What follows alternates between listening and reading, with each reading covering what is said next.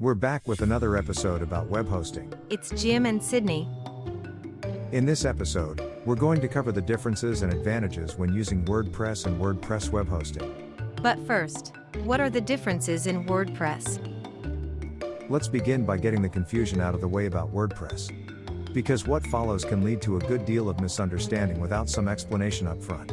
There are two websites that use the name WordPress: WordPress.org and WordPress.com. WordPress.org is the website that provides the software to create your website, and after downloading it, the user then selects a separate web hosting service that provides hosting for sites that were created with this software.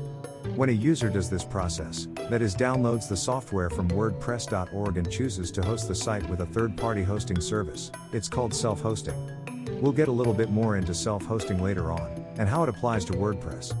But for now, we'll just continue with the present train of thought.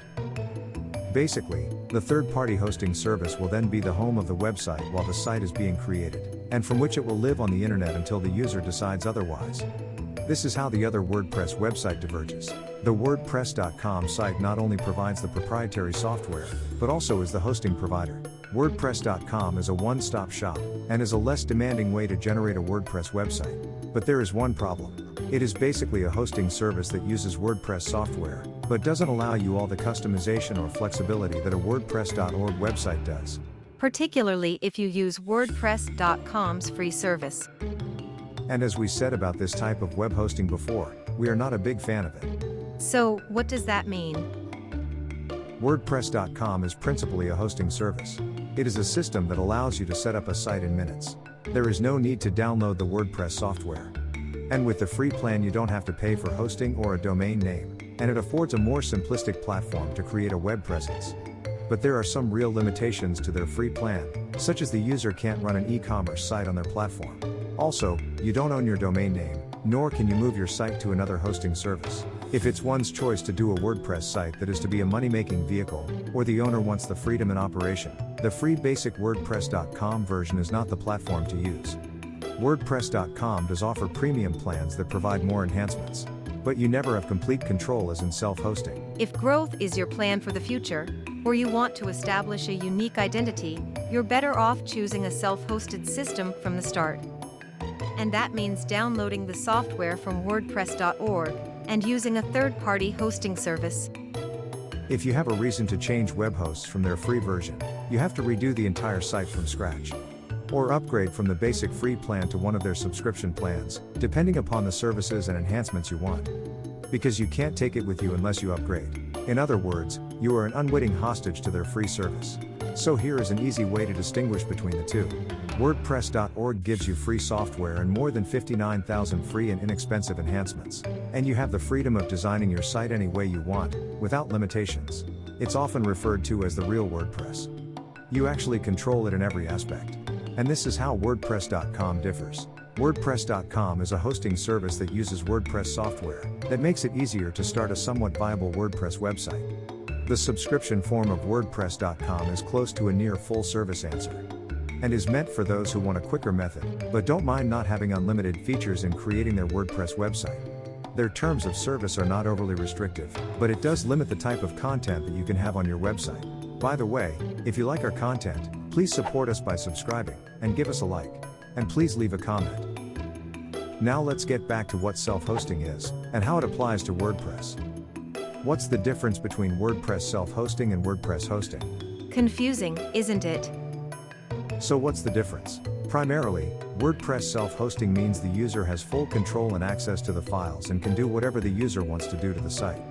These self-hosted sites exist on hosting servers just like any other conventional website using any other type of software, but are restricted to the WordPress software environment, and live separate from the other types of hosting settings. We know it's repetitive, but it's an important distinction. Self-hosting site owners are those that download the free software from WordPress.org, that is used in the self-hosting environment. Again, WordPress.org is not a hosting service. They're an open-source software provider. You need a separate and distinct web hosting service to run the WordPress.org software. As was stated before, a WordPress hosted site lives in a distinctive environment from the other web hosting types. WordPress web hosting caters solely to WordPress websites, and they are independent hosting providers with no relationship to either WordPress.org or WordPress.com. The only commonality is using the WordPress software environment to host websites. There are different types of WordPress hosting platforms available for self-hosting, just as with any other hosting platform. The typical WordPress plans fall into these 4 categories: shared hosting, virtual private servers or VPS, cloud hosting, and dedicated servers. For the most part, each category of WordPress self-hosting matches its counterpart in traditional hosting relating to pricing, standard inclusions, upgradable features, and customer service. Let's assume that you've digested the information that we've presented, and have done some research on your own. You've decided on the category or type of website it'll take, the domain name is registered, and the type of hosting has been selected. It's time to start building it and putting the content that you have been working on into place. The first question that should come to mind is, how are you going to put the website together? That means you should have decided on using a website builder or CMS, which we have discussed in prior sections. As a refresher, a CMS is the acronym for content management systems, like WordPress, Joomla, Drupal, and Magento. If you are looking for advice on how to write code, stop right now. This episode is for those who aren't professional web designers, and don't want to become one. Besides that, there are ways to accomplish the same results more quickly and easily, and with a high degree of professional-looking results. That is why these programs and CMSs are so popular.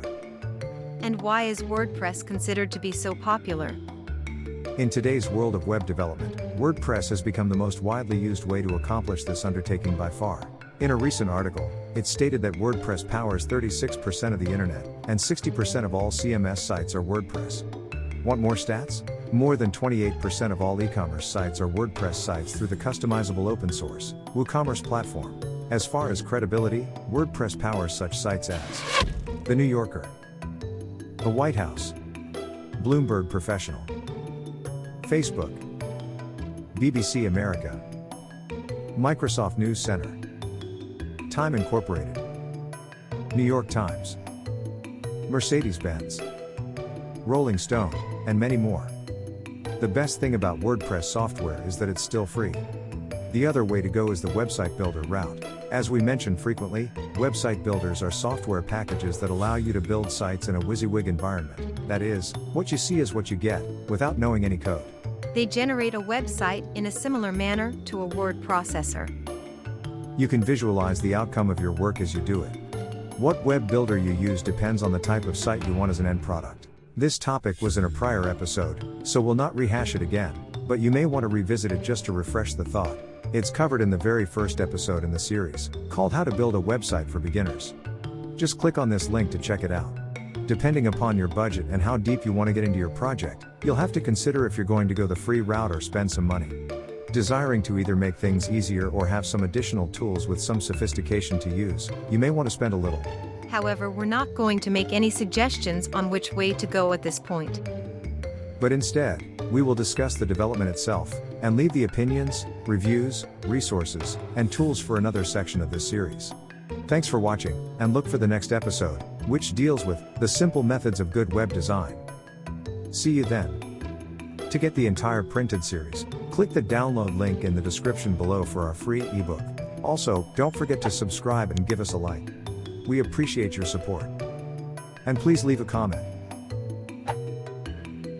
Stay with us to see some of the other episodes in this series. The one on the left is the prior episode, which covers some of the various types of web hosting services, and the one on the right, which deals with other aspects of website building. Thanks for watching.